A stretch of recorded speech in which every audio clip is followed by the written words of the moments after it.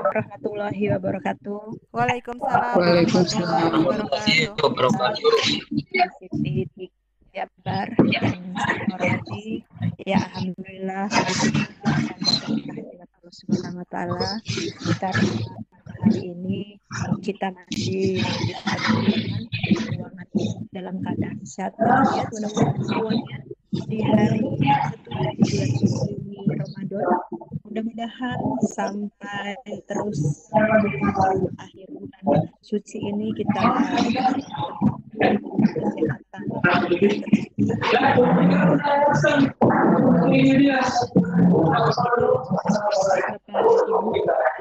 saya selaku host akan membuka acara ini. Mari kita sama-sama basmalah dan sampai dengan kita acara. Bismillahirrahmanirrahim. Di tengah kita nanti akan ada Ibu narasumber nanti akan diperkenalkan langsung oleh Ibu moderator dari Universiti. Mungkin untuk mempersingkat waktu, kami persilakan kepada Bu Nur Siti selaku moderator untuk menyampaikan dan memimpin acara pembelajaran di sini. Silakan Bu Nur Siti. Terima kasih. Nama saya Nur Siti. Saya sekarang bertugas sebagai moderator. Dan materi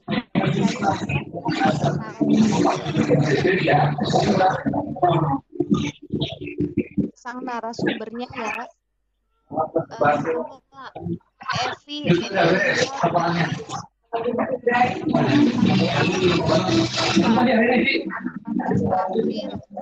lulusan Universitas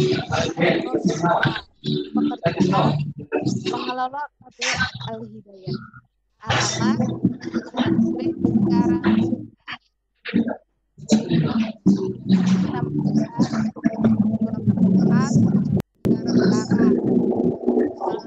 beliau sudah memiliki 3 anak. Nah, itulah tadi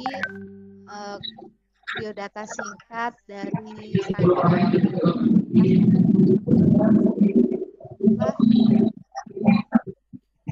Ibu-ibu, bapak-bapak sekalian, untuk mempersingkat waktu, jadi langsung saja ya kita kembalikan kepada sang narasumber yaitu Ibu Evi. Silakan Bu Evi. Baik, terima kasih Bu Nur Siti. Bismillahirrahmanirrahim. Assalamualaikum warahmatullahi wabarakatuh. Ayah dan bunda yang dirahmati Allah, alhamdulillah kita kali ini bisa dipertemukan kembali dengan sesi yang berbeda. Insya Allah saya akan memberikan suatu materi yang mungkin ibu ayah atau bunda sudah paham. Kalau misalnya mengenai mendidik anak, apalagi mungkin ayah bunda sudah ada anak yang umurnya balik, berarti sepertinya sudah menempuh fase-fase ini gitu ya. Tapi ada nggak ada salahnya gitu ya, saya ingin memberikan semacam sharing gitu ya Bu ya. Sebenarnya apakah sudahkah kita melakukan tahap ini gitu ya. Baik, ayah bunda yang berbahagia, apapun pekerjaan kita, mau jadi seorang guru, mau jadi kepala sekolah, mau jadi polisi atau dan lain-lain sebagainya, berbagai macam profesi, tapi ketika kita kembali ke rumah, profesi kita itu sama, cuman satu, sebagai orang tua. Nah, yang saya mau sharing ini adalah sebenarnya ada berapa sih tahapan fase pendidikan ini menurut Islam gitu ya, ya Bunda. Mudah-mudahan bermanfaat. Jadi kita langsung aja ke slide selanjutnya. Ya, baik. Saya akan memberitahukan terlebih dahulu mengenai fase pendidikan anak itu menurut usia. Jadi di sini dibagi menjadi 4 ya ayah bunda. 0 sampai 7 tahun, berarti mulai dari bayi sampai usia PAUD biasanya ya pendidikannya. Kemudian usia 7 sampai 10 tahun. Itu biasanya berarti sekitar kelas 1 SD sampai dengan kelas 4 atau kelas 5. Kemudian usia 10 sampai balik. Nah, usia 10 ini berarti mulai dari sekitar kelas 5 SD sampai SMP, kemudian SMA, kemudian kuliah, sampai akhirnya bekerja. Dan setelah bekerja, kemudian menikah, dan di akhirnya adalah kita meninggal ya, gitu. Sudah tidak ada di muka bumi ini, gitu ya. Jadi saya ingin menjelaskan beberapa fase-fase ini dari mulai 0 sampai 7 sampai dengan baliknya itu seperti apa. Baik, kita mulai dari usia yang 0 sampai dengan 7 tahun terlebih dahulu. Jadi usia 0 sampai 7 tahun ini itu biasanya kalau orang-orang di pendidikan anak usia dini itu adalah fase golden age gitu ya. Ini adalah fase yang paling penting karena apa? Karena daya ingat anak itu di usia segini itu sangat mantul, sangat luar biasa. Dia bisa mengingat apa yang pernah dia lihat. Nah, makanya biasanya fase golden age ini dimanfaatkan oleh lembaga-lembaga pendidikan anak usia dini itu dengan cara apa sih supaya daya ingatnya itu bisa terus terpakai gitu dengan hal-hal yang positif. Salah satunya adalah dengan pembiasaan. Makanya kalau misalnya di pendidikan anak usia dini, mungkin ayah bunda sudah sering dengar misalnya ada yang namanya tepuk-tepukan, tepuk anak soleh gitu ya. Kemudian ada juga yang bermurojaah surat-surat pendek. Nah, itu adalah pembiasaan-pembiasaan yang dilakukan di lembaga pendidikan anak usia dini. Karena di fase ini namanya juga anak itu belum kenal huruf, belum kenal angka. Apa sih yang bisa dilakukan dengan menghafal? Ya, dengan menghafal dan mereka akhirnya apa? Meniru gitu. Apa yang gurunya lakukan berarti ya itu yang dia lakukan.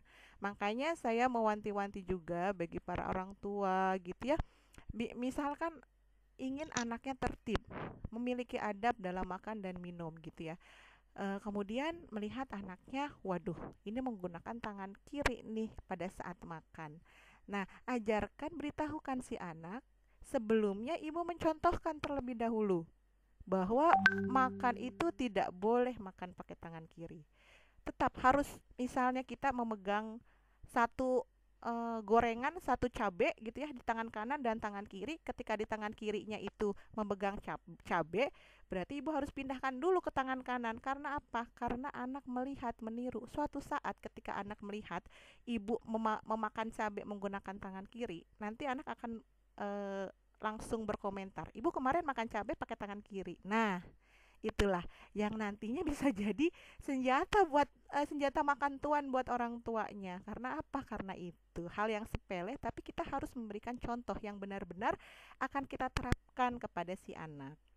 Kemudian di sini juga ada yang namanya fase pengokohan iman dan karakter. Nah, biasanya ayah bunda ketika misalnya si anak ya tidak mau makan misalnya kayak gitu ya. Kemudian ibundanya ngomong seperti ini. Ayo makan dek, ayo makan. Kalau nggak mau makan nanti ada polisi dateng loh, nanti ditangkap, dimasukin penjara. Nah, itu bisa mempengaruhi karakter si anak. Atau enggak misalnya ibu nggak mau anaknya ayah atau ibu anaknya nggak mau pergi jauh mainnya gitu ya. Kemudian mainnya apalagi sore-sore lagi ya. Nah, biasanya ditakut-takutinnya kayak gini. Adek, kakak, ayo jangan main jauh-jauh, udah sore, nanti ada setan. Nah, jadi siapa yang mendidik anak takut sama setan? Nah, jadi yang ya secara tidak langsung kita tuh mengajarkan bahwa adek kamu harus takut sama setan, adek kamu harus takut sama polisi. Nah, yang ini yang harus sepertinya harus dirubah karena saya pun sebagai anak pun mengalami ya ayah bunda seperti itu. Jadi saya usahakan kepada generasi selanjutnya kita jangan melontarkan kata-kata seperti itu. Tapi lebih kepada apa? Eh, Katakan yang sebenarnya. kalau misalnya jauh, ini sudah sore, sudah waktunya nanti kita harus sholat maghrib.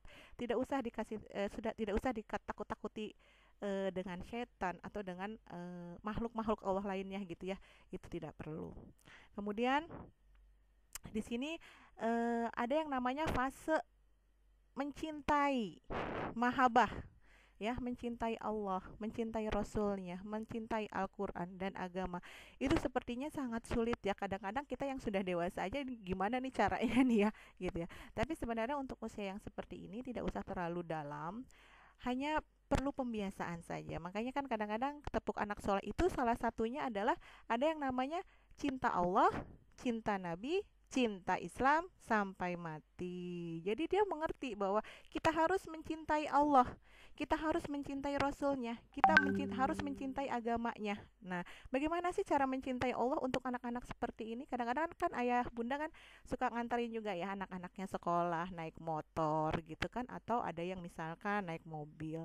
Kita berikan pengertian rasa syukur kepada anak. Nah, itu salah satu cara mencintai Allah.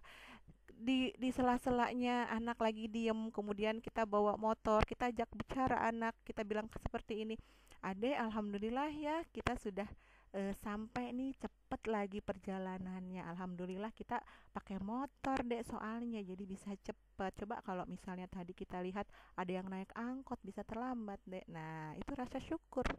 Kemudian yang naik mobil ataupun wah lagi hujan nih dek, waduh dek kasihan dek lihat yang naik motor kebasahan, alhamdulillah ya kita naik mobil gitu ya.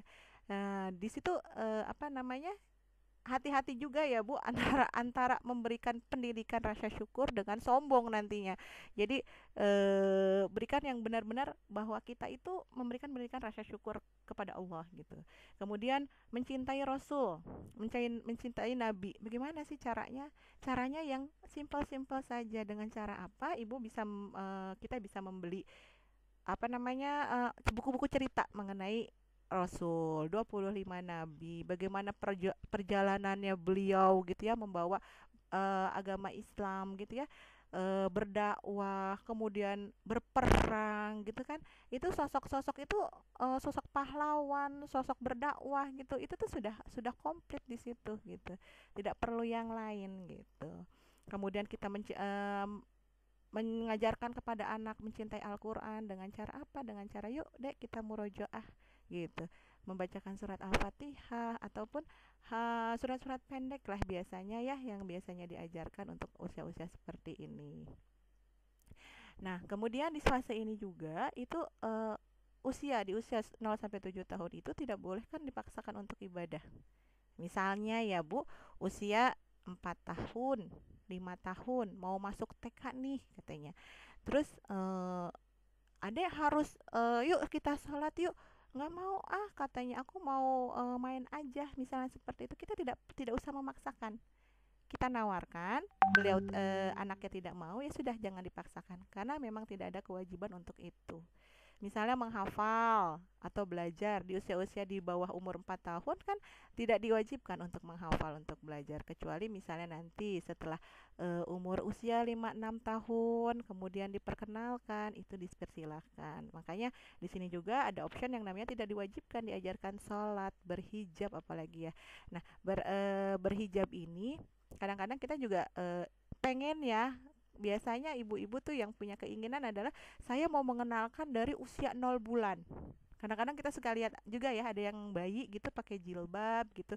Itu lucu sih Bu, tapi apakah nyaman buat si bayi gitu. Kita juga harus paham kadang-kadang bayi itu cepat kegerahan atau gimana gitu ya. Nah, kalau seperti itu dilepas pun tidak apa-apa, tidak menjadi masalah. Nah, berhijab ini kalau misalnya ibu ingin mengajarkan, silahkan pada saat oh nanti nih kesempatan saya nih pada waktu masuk PAUD ya, mau masuk TK, mau masuk KB atau lain sebagainya, silahkan oh ini kesempatan saya untuk memperkenalkan. Yuk pakai jilbab yuk, tapi jangan lupa berikan jilbab dengan bahan yang terbaik supaya anak juga nyaman gitu. Ya, baik. Selanjutnya adalah fase usia 7 sampai 10 tahun. Nah, fase usia 7 sampai 10 tahun ini biasanya di kelas SD ya, Ayah Bunda. Di sini fase ini ada yang namanya pengenalan terhadap syariat. Nah, kemarin kalau yang pernah mengikuti antara mumayyiz, nah dengan baligh itu kita pernah membahas mengenai mumayyiz ya. Mumayyiz itu adalah tidak tergantung kepada usia, tapi lebih kepada pemahaman si anak. Nah, pemahaman si anak ini biasanya tuh lebih berkembang di usia 7 sampai 10 tahun. Nah, inilah yang namanya mumayyiz. Tapi apa perbedaannya dengan balik? Dia tidak dibebankan syariat, gitu ya. Dia tidak dibebankan syariat. Jadi hanya pengenalan saja. Coba bagaimana enaknya agama Islam sampai dengan 10 tahun itu masih yuk kita ngenalin dulu terhadap syariat itu apa aja. Misalnya kamu kalau misalnya mau sholat itu harus berwudu terlebih dahulu. Kalau tidak berwudu berarti tidak sah. Dan itu pun tidak boleh dipaksakan. Jika misalnya banyak kan anak PAUD, aduh Bu, aku takut basah, tidak mau berwudu, tapi mau sholat gitu. Ya sudah, tidak apa-apa. Nah, tapi nanti diperkenalkan bagaimana cara berwudu, kemudian bagaimana setelah itu kita harus berdoa setelah berwudu, dan setelah itu kita bisa sholat berjamaah, gitu ya. Nah, di fase ini pun ada yang namanya harapan-harapan yang biasa kita kasih ke anak-anak kita juga biasanya ya Bu ya. Ya, atau juga roja namanya. Jadi kalau misalnya ibu pengen nih anak ini tertarik nih untuk sholat atau untuk puasa gitu ya. Terus ibu bilang seperti ini, kalau misalnya kita sholat, nanti kita dapat pahala. Kalau orang yang dapat pahalanya banyak, kita bisa masuk surga. Nah, itu ibu memberikan harapan seperti itu, apakah boleh? Boleh, Bu. Silahkan saja. Ya, terus jangan sampai ibu kalau misalnya dengan usia yang 7 sampai 10 tahun ini ibu bilang, "Kakak, ayo sholat, nggak sholat dosa, masuk neraka," misalnya kayak gitu ya Bu. Itu lebih baik dihindarkan karena itu apa, ancaman Bu, ancaman. Jadi kalau misalnya kamu nggak ini, kamu nanti masuk neraka. Belum apa-apa suruh masuk neraka, kayaknya waduh aku masuk neraka nih, jadi malahan mematikan motivasi anaknya untuk bisa apa yang ingin ibu lakukan terhadap anak itu, jadinya aduh deh nggak jadi deh gitu. Kemudian di sini juga fase ini ibu bisa memberikan motivasi untuk banyak beramal soleh. Contohnya puasa sekarang. Nah, kadang-kadang ada yang umur 7, 8, 9, 10 tahun itu nggak mau puasa karena ini ya tidak kuat, misalnya seperti itu. Tidak kuat. Terus ibu bilang, "Dek, kamu kan udah Kak, kamu usianya udah 10 tahun, masa nggak kuat sih?" Nah, bagaimana caranya supaya si anak ini tetap mau puasa lanjut? Silahkan ibu iming-imingi dengan, "Dek, nanti kalau misalnya kamu full puasa nih bulan ini, kamu akan ibu berikan ini. Hadiahnya apa?" Gitu. Silahkan, tidak apa-apa gitu ya. Dan ini karena inilah kemudahannya, karena di usia ini masih belum belum ada penanaman kamu nggak puasa dosa loh, nggak, belum ada ya di usia 7 sampai 10 tahun, belum dibebankan terhadap syariat. Dan di sini misalkan ibu atau ayah atau bunda yang memiliki anak laki-laki atau perempuan itu masih bersatu misal kamarnya, itu masih diperbolehkan ya. Jadi biasanya sih kalau misalnya yang rumahnya minimalis lebih kepada ambil kasur yang bertingkat ya Bu. Misal kakak yang laki-laki di atas, yang yang adik perempuan di bawah, itu masih diperbolehkan. Ya, baik. Selanjutnya ini adalah usia dari 10 tahun sampai dengan baligh.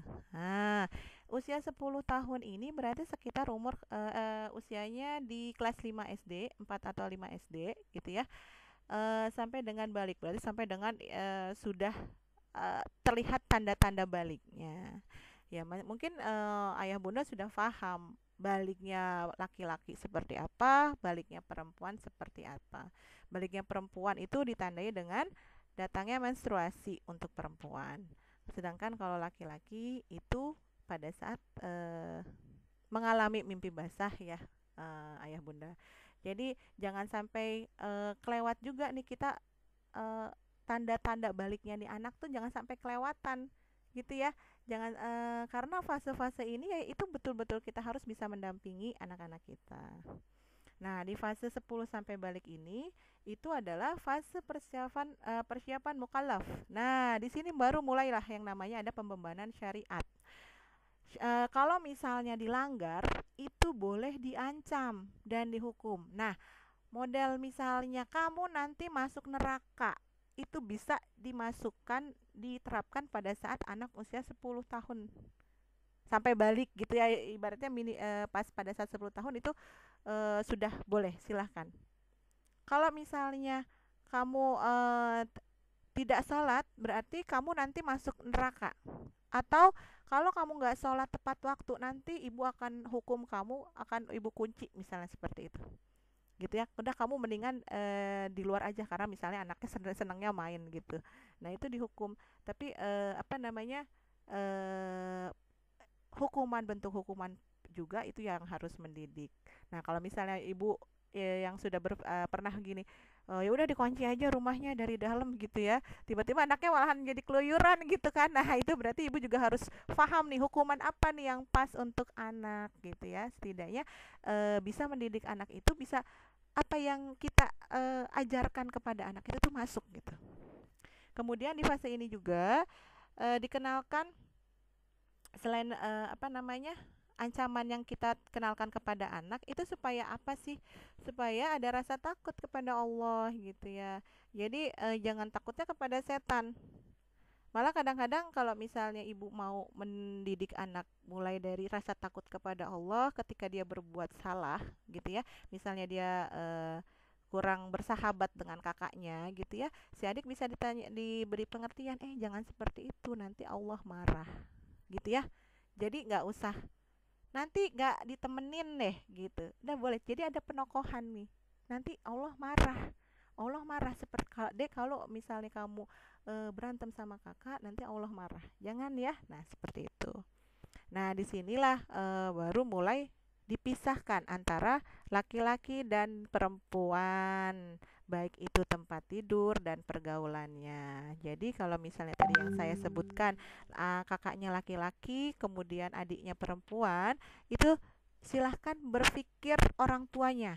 Kalau misalnya rumahnya di perumahan gitu ya, yang masih belum bisa ngebangun nih, anaknya itu sudah mau usia sudah hampir 10 tahun lebih.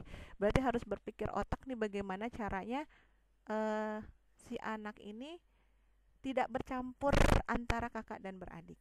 Mungkin bisa seperti ini Bu, yang perempuan misalnya bisa tidur bersama ibunya, atau yang laki-laki itu bisa tidur bersama ayahnya gitu ya. Kemudian atau juga misalnya ternyata orang tuanya punya visi yang lebih ke depan lagi, ada rumah kosong di samping, minta doakan kepada si anak, adek kakak tolong doakan abi, tolong doakan uminya kalau misalnya rumah yang sebelah bisa kita beli gitu. Jadi adek sama kakak kamarnya bisa terpisah, itu silahkan. Jadi rumah yang sebelah rumah ya, bukan rumah sebelah, rumahnya bukan sebelah gitu, jadi sebelah rumah. Jadi silahkan minta doa kepada anak gitu. Nah disinilah yang menjadi acuan kita sebagai muslim, bahwasannya tahapan pendidikan yang diajarkan Nabi bagi anak-anaknya itu berdasarkan usia. Nah saya akan sebutkan artinya ya, ayah bunda, bahwasannya perintahkan anak-anak kalian untuk melakukan sholat saat usia mereka 7 tahun. Hanya diperintahkan ya.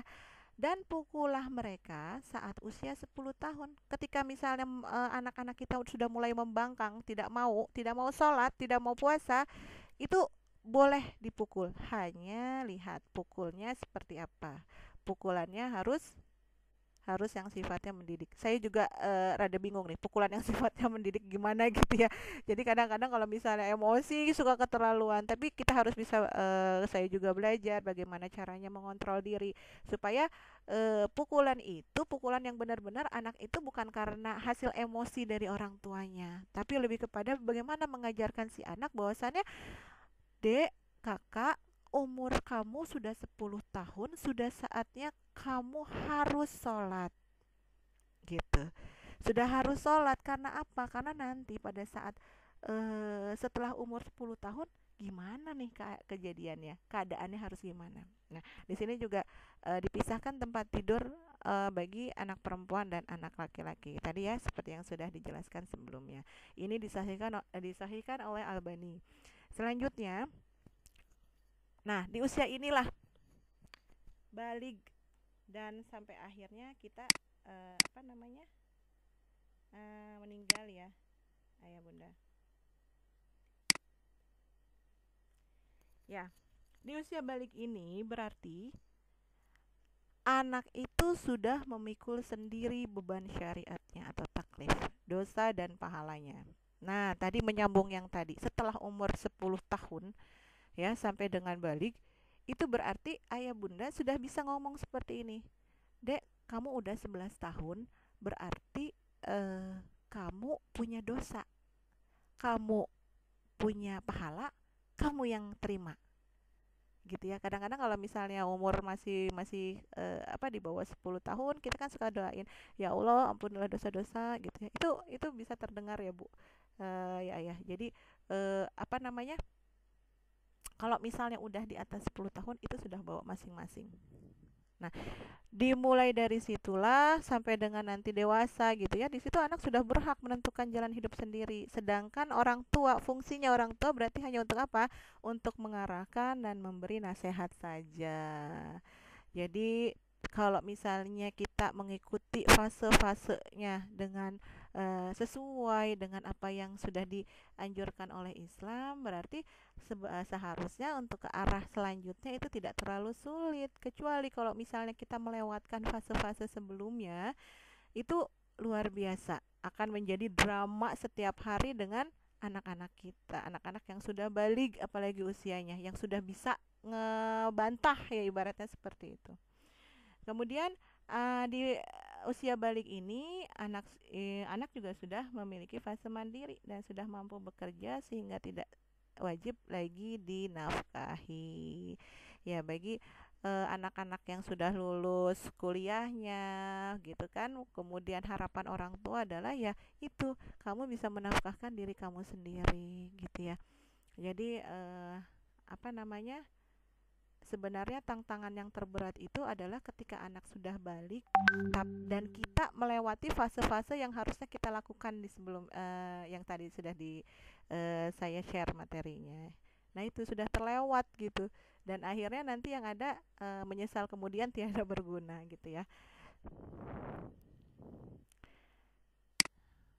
Nah, jadi saya berikan satu kesimpulan di sini bahwasannya fase pendidikan anak dalam Islam itu dari 0 sampai 7 tahun itu ayah bunda bisa mengenalkan bagaimana mencintai Allah, mencintai Rasulnya, mencintai agamanya. Itu silakan. Dengan cara apa? Dengan cara yang sesuai dengan usianya. Kemudian di usia yang 7 sampai 10 tahun ayah bunda bisa memberikan satu harapan-harapan kepada si anak gitu ya, untuk bisa lebih giat untuk beribadah. Itu dengan apa? Dengan bisa nanti dapat pahala, nanti kamu bisa masuk surga, itu silahkan. Kemudian di usia 10 sampai dengan balik, nah harus dikenalkan rasa takut dan akan siksaan Allah gitu ya. Jadi akan siksaan Allah ini bahwasannya seperti sholat, seperti puasa, itu tidak boleh ditinggalkan. Allah akan marah, Allah akan murka, kamu akan mendapat dosa dan akhirnya akan masuk neraka. Itu silakan, gitu ya. Dan terakhir di sini adalah balik dan wafat. Di sini, nah ini yang dibebankan syariat ya, mukhalaf, jadi bertanggung jawab atas dirinya sendiri.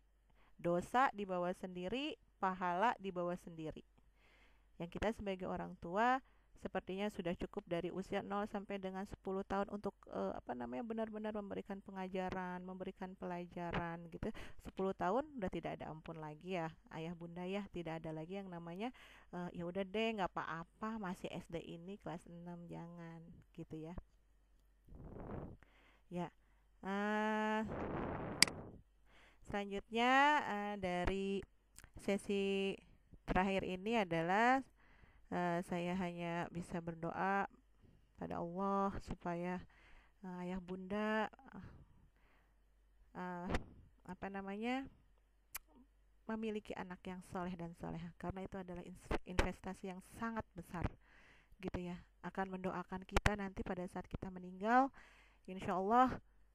Bahkan kalau misalnya bisa menghafalkan Al-Quran, bisa menjadi penghafal Al-Quran, itu bisa diberikan mahkota. Masya Allah, saya merinding kalau misalnya ada yang apa namanya menghafal penghafal hafiz Quran gitu ya. Ya Allah, itu luar biasa, karena orang tuanya, waduh, orang tuanya itu sepertinya sudah dijamin sekali. Nah, itu adalah tantangan berat bagi kita gitu ya, orang tua, bagaimana caranya supaya anak-anak kita juga bisa seperti itu ya. Semoga Allah menganugerahkan anak yang soleh dan bisa menjadikan penyejuk mata bagi kedua orang tuanya. Baik, mungkin itu Amin, saja. ya Rabbal alamin. Aduh, aduh, jadi saya terhanyut. Itu mungkin yang dari apa yang bisa saya sharing gitu ya kepada ayah bunda, bukan bermaksud untuk menggurui, hanya ini ternyata ada fase-fasenya seperti itu, dan sepertinya ya mungkin ini yang harus kita lalui juga ya, harusnya sih seperti itu gitu. Mungkin nanti ada yang kelewat, nanti untuk bekal kita kasih ke anak-anak kita yang nanti punya cucu gitu kan, nanti bisa dikasih tahu juga seperti itu. Apalagi kalau misalnya yang sekarang orang tuanya orang tua yang apa namanya masih muda, yang anaknya masih kecil-kecil, insya Allah itu tidak ada kata terlambat seperti itu. Baik, segitu saja yang bisa saya sampaikan. Mohon maaf jika ada kata-kata yang menyinggung. Semoga ilmu yang saya share ini memberikan keberkahan dan manfaat bagi semuanya. Saya berikan uh, waktunya kepada Ibu moderator. Silakan Bu Nur Siti. Baik, ya baik Ibu Evi, terima kasih. Masya Allah, ini materinya sangat bagus sekali ya Bu Evi. Ternyata kita itu memang di Islam juga diajarkan untuk mendidik anak, ada tahapan-tahapannya ya Bu. Iya betul.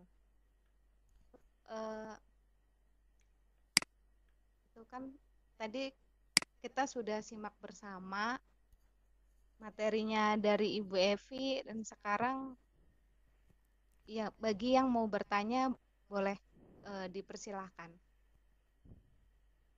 Saya ya nanya boleh. Oh boleh Bapak. Oh boleh. Boleh Pak. Ini kayaknya lebih fahaman Bapak nih ketimbang saya.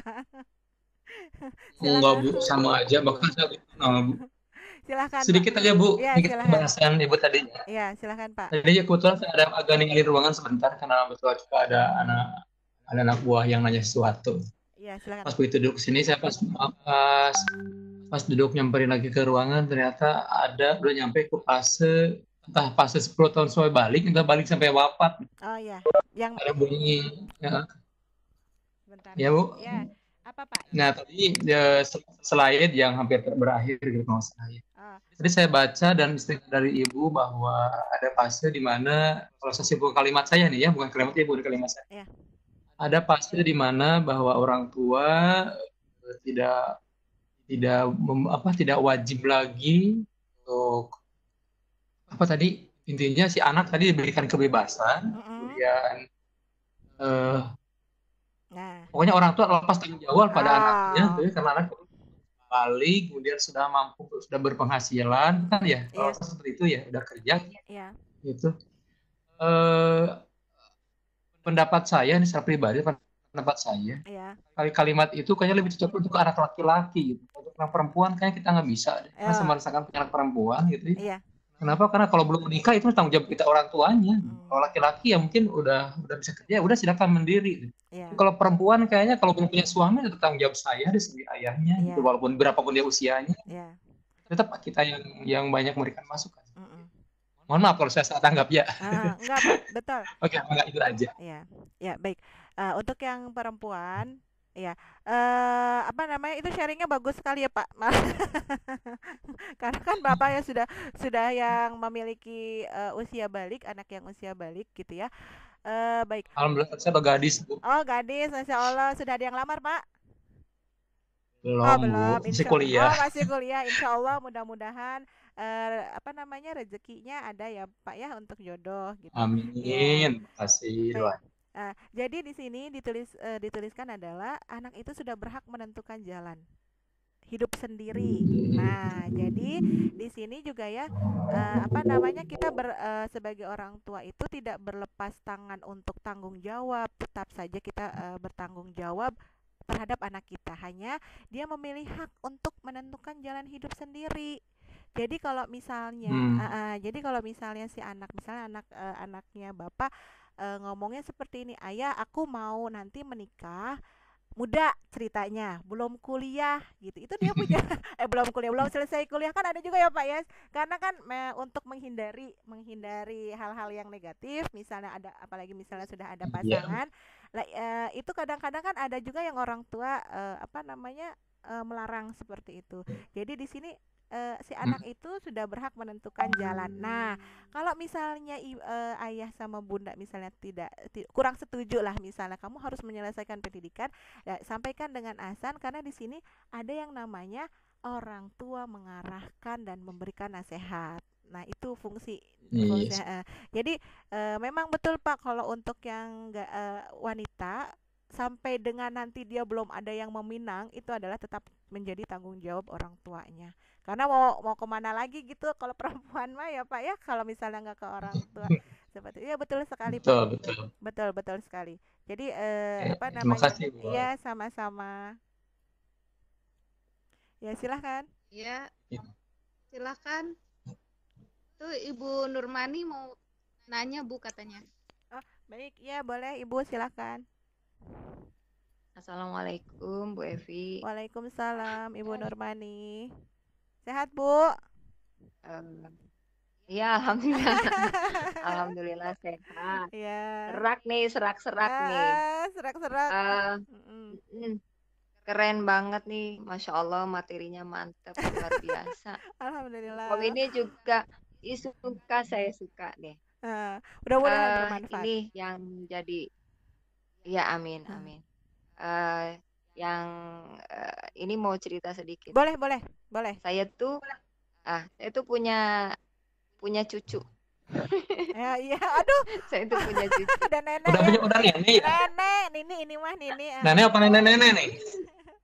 Udah jadi nenek. Nenek, baik. Terus, iya, saya itu kan kalau waktu mendidik anak-anak ya, yang anak sendiri gitu, yang 4 ini, ya belum ada yang hafiz atau hafizah gitu.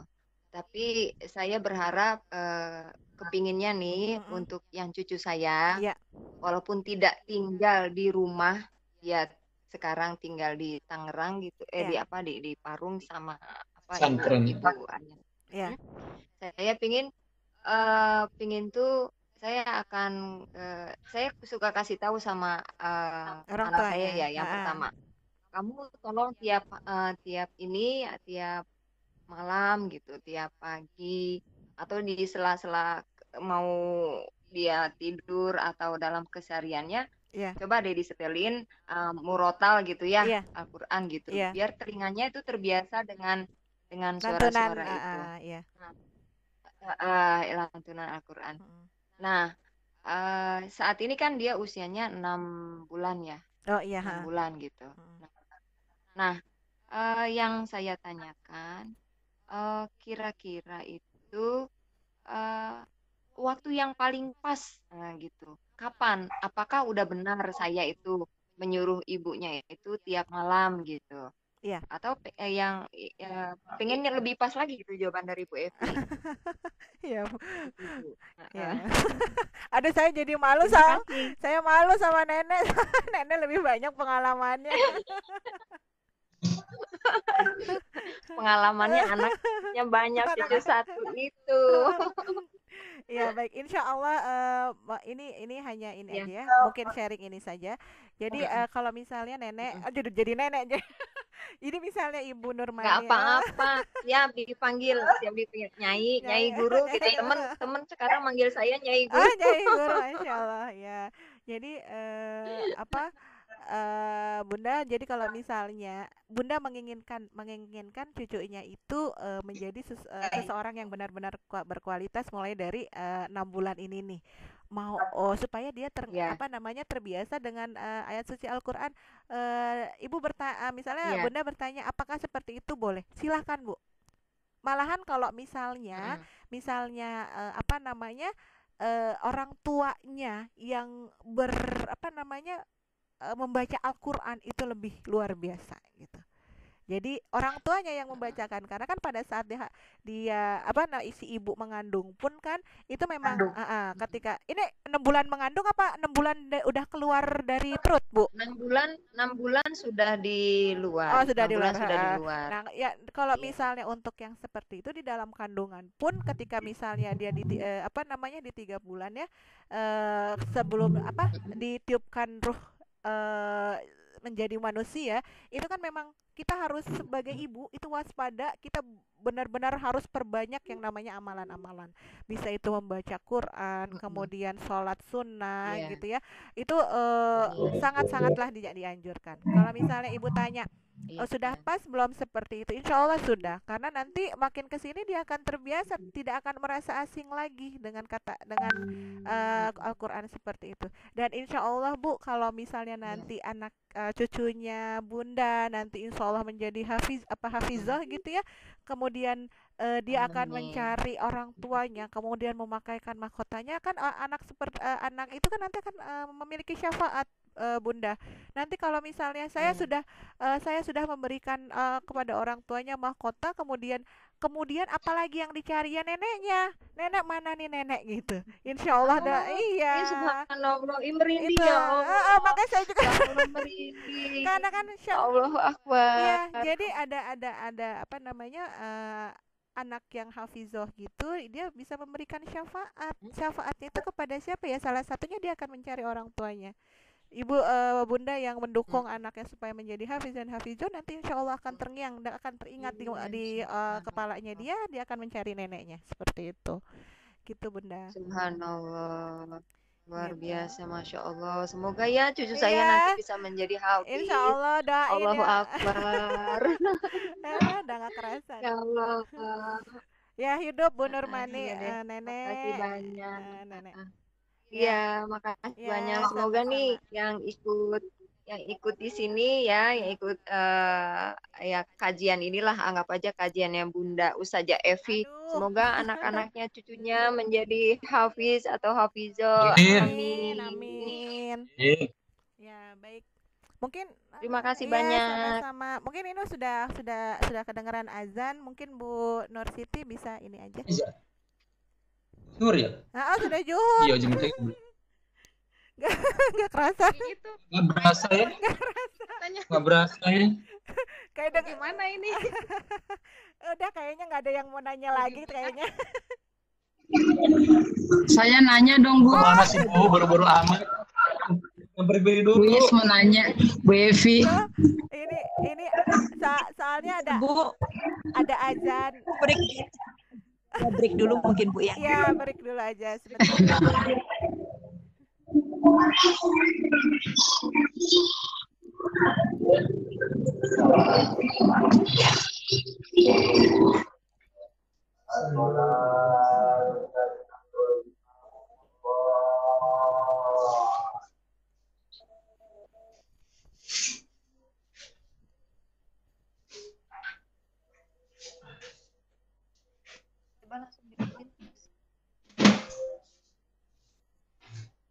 Azan.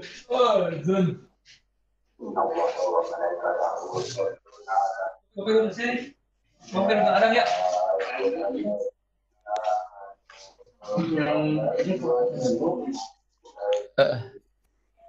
Belum ada April, saya si 1 Maret, si 2 April. Wow.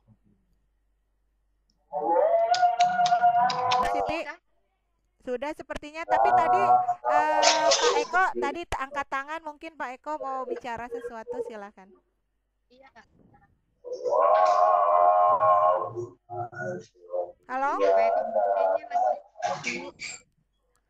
Halo? Pak Eko. Itu teman mungkin ya. Kayaknya ya. Iya. Ya, silakan. Silakan, Pak. Pokoknya. Terima kasih. Assalamualaikum warahmatullahi wabarakatuh. Waalaikumsalam. Aduh, Pak Eko, malu saya. Aduh, banyak nih sama Evi nih. Pak Eko Gini apa? Pak Eko nggak nanya kan? Bukan nanya kan, ini bukan ya? Hah? Pak Eko bukan pertanyaan kan? Ini Saya nanya. oh mau nanya apa Pak? Jadi gini.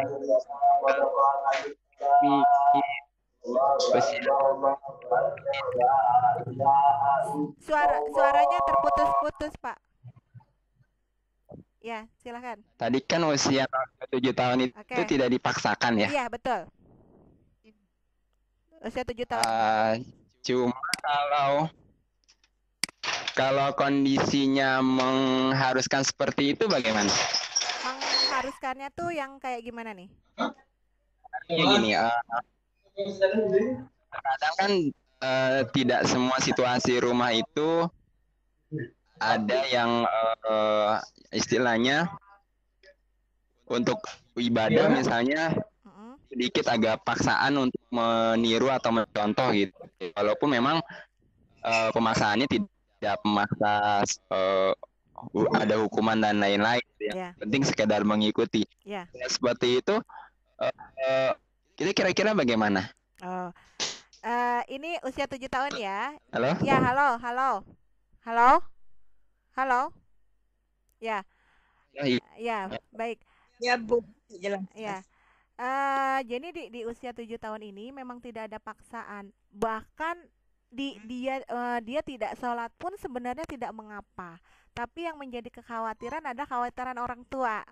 Nanti kalau misalnya nggak sekarang, itu nanti dia susah seperti itu.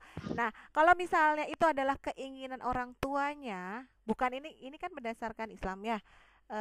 Kalau misalnya orang tuanya yang menginginkan, berarti orang tuanya yang harus mengontrol diri bagaimana caranya supaya itu tidak dalam bentuk kemasan bahwa anak itu dipaksakan.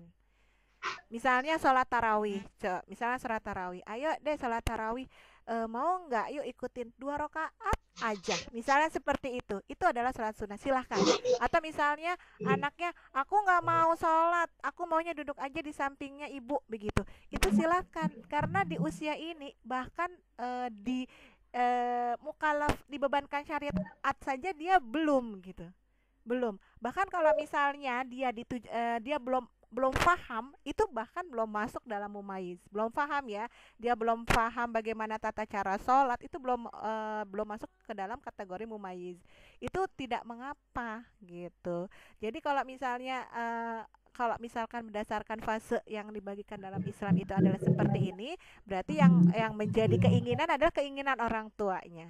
Sampaikan itu kepada anak, maksudnya ajak anak dengan cara yang baik. Kalau misalnya tidak mau, ya udah, jangan terlalu ngotot sekali. Tapi nanti pada saat dia moodnya lagi bagus, kita kasih inputan, masukan.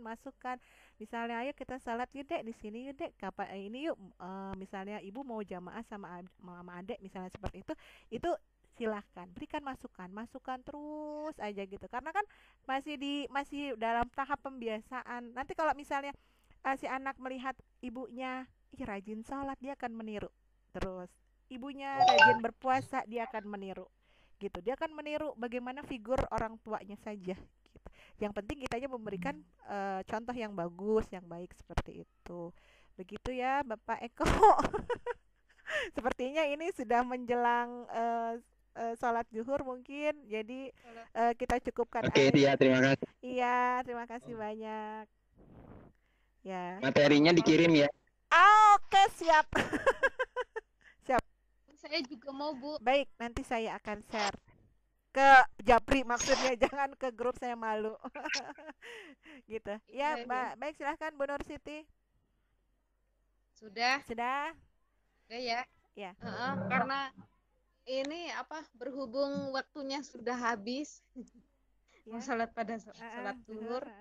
Jadi ntar kalau misalkan yang pada pengen mau nanya, boleh langsung japri aja ke Ibu Evinya ya. Siap. Bapak Ibu. Siap. Insya Allah beliau akan menjawab. Ya. Nah, ya. Ya. Itulah tadi materi dari Ibu Evi yang sangat bagus sekali. Jadi intinya di sini fase pendidikan anak itu ada 4. Pertama itu ada usia 0 sampai 7 tahun, terus usia 7 sampai 10 tahun, usia 10 tahun hingga balik, lalu yang terakhir balik hingga wafat. Jadi mungkin yang bisa disimpulkan di sini yaitu kita kan sebagai orang tua adalah cerminan dari sang anak. Anak cerminan dari orang tuanya. Jadi kita harus benar-benar